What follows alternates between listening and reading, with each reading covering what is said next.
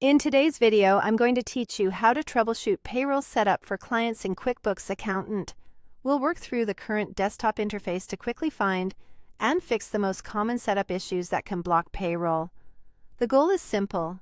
Sign in, locate the client's payroll area, identify any alerts, resolve them in the right section, and confirm that everything is clear before you move on. Start by signing in to your QuickBooks Accountant account. Make sure you're using an account with the right permissions so you can access payroll settings. From the home screen, go to Clients under Your Practice. This is your hub for all client files. Select the client or contact you want to review so you're working in the correct books.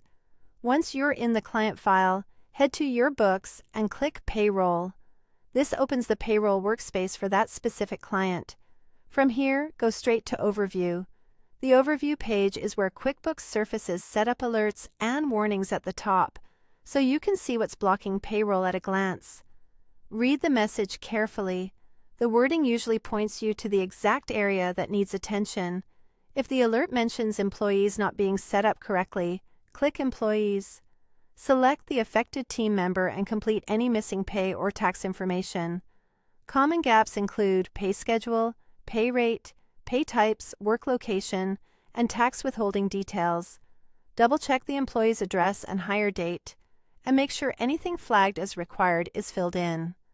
Save your changes before closing the employee profile.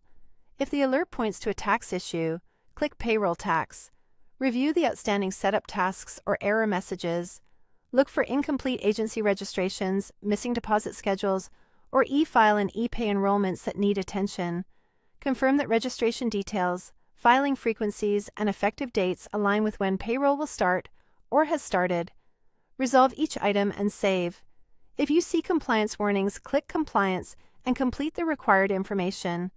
This may involve confirming company legal details, primary address, work locations, or specific state and local requirements. Ensure that what you enter matches what's on file with the relevant agencies to avoid rejections later. After you've made your corrections, return to Overview and confirm that the alert is cleared. If you still see a warning, refresh the page and reopen the related section to check for any remaining required fields. Continue refining until the Overview page is free of setup alerts. If this video helped, please like, subscribe, and share. Thanks for watching.